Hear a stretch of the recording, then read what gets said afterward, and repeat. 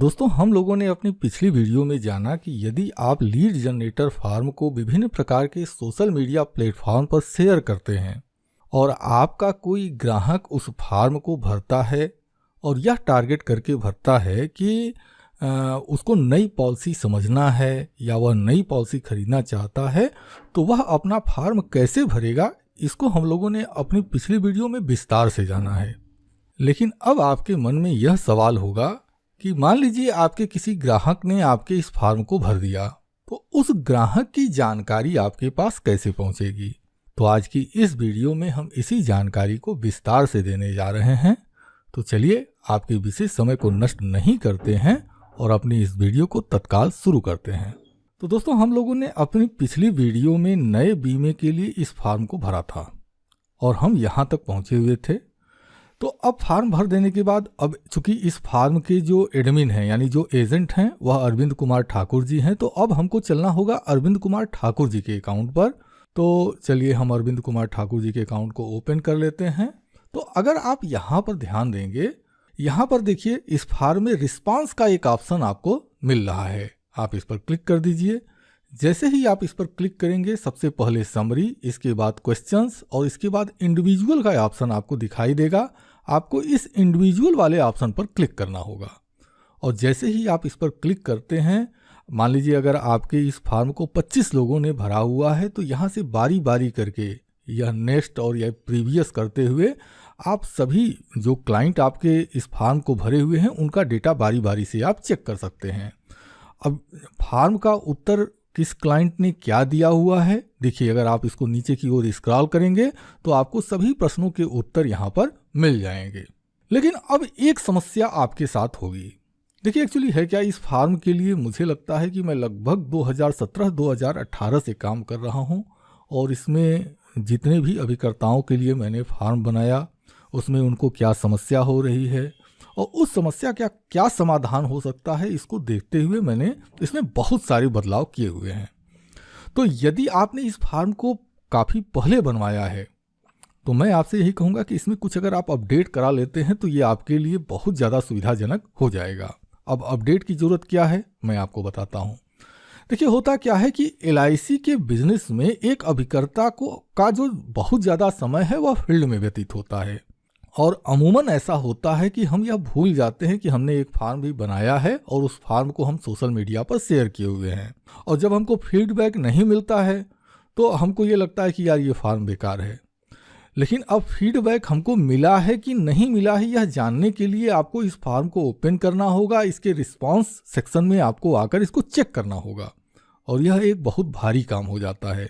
तो अब इसका सलूशन क्या हो सकता है। जैसे मान लीजिए किसी व्यक्ति ने फार्म भरा और सपोज दैट कि उस व्यक्ति ने 10 दिन 20 दिन पहले फार्म भरा है और 10 दिन 20 दिन के बाद अगर आप फार्म आप देख भी रहे हैं और आप उसको रिस्पांस करने की कोशिश करेंगे तो निश्चित रूप से वो जो आपकी प्रोफेशनल छवि है उस प्रोफेशनल छवि का निर्माण नहीं होगा। तो इसका एक अल्टरनेट या यूँ कहूँ कि इसका एक दूसरा एक आसान माध्यम मैंने चुना और उसको मैंने इस फार्म में अपडेट किया।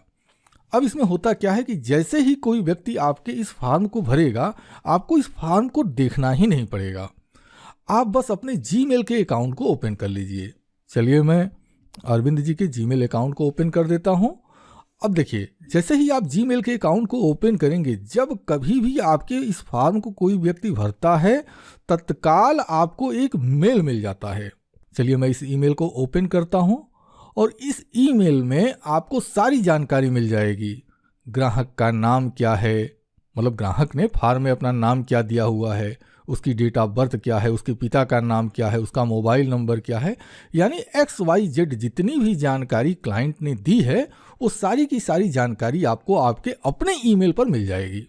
यह ईमेल अगर मान लीजिए अगर आप अपने इस फार्म को किसी नए जीमेल के अकाउंट पर अगर तैयार करा रहे हैं और आप जिस ईमेल को यूज करते हैं, अगर आप चाहते हैं कि यह जो डेटा है आपके उस ईमेल पर मिले तो आपका यह कार्य भी हो जाएगा। अच्छा, अगर आप इस फार्म को इस मेल को अगर आप नीचे की ओर अगर आप स्क्रॉल करते हैं तो यहाँ पर देखिए एक PDF फाइल भी आपको मिलती है। यह PDF फाइल ऑटो जनरेट होती है। और जैसे ही आप इस पीडीएफ फाइल को ओपन करते हैं, इस पीडीएफ फाइल के अंदर आप जो क्लाइंट ने पूरा डेटा अपना दिया हुआ है उसकी सारी की सारी जानकारी, किस क्वेश्चन के क्या उत्तर दिए हुए हैं, वो आपको यहाँ पर मिल जाएंगे। यानी कि अब आपको यह जो फॉर्म है, इस फॉर्म को ओपन करके इसके रिस्पांस को चेक करने की ज़रूरत नहीं है। अच्छा देखिए, एक दिक्कत और हो रही थी कुछ अभिकर्ताओं के साथ कि जैसे मान लीजिए जो अभिकर्ता हैं उन्होंने क्या किया, इस ईमेल को डिलीट कर दिया, लेकिन बाद में उनको आवश्यकता पड़ी कि यार हमको क्या है कि क्लाइंट का डेटा हमको कैसे मिले। तो देखिए, एक तो रास्ता यह है कि आप प्रॉपर आएँ इस फॉर्म के पास और यहाँ पर आके इसके रिस्पांस को चेक करें।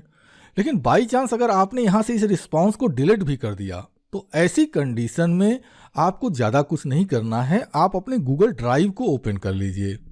और जैसे ही आप गूगल ड्राइव को ओपन करेंगे तो देखिए, आपका जो फॉर्म बनाया गया है उसके लिए एक बाकायदा फोल्डर बनाया जाता है। इस फोल्डर को आप ओपन करें और इस फोल्डर के अंदर एक फोल्डर होता है, आप इस फोल्डर को ओपन कीजिए।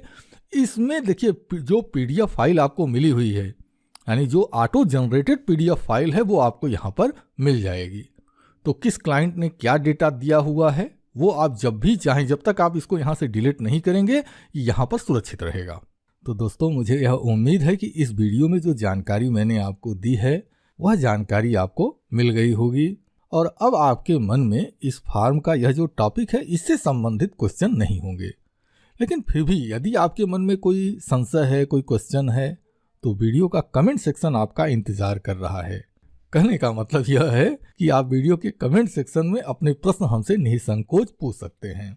अब दोस्तों, हम अपनी अगली वीडियो में जानेंगे कि अगर कोई व्यक्ति, मतलब आप अपने इस फॉर्म को सोशल मीडिया पर शेयर करते हैं और किसी व्यक्ति को उसके LIC की पॉलिसी में कोई समस्या होती है तो उसके समाधान के लिए वह इस फॉर्म को कैसे भरेगा।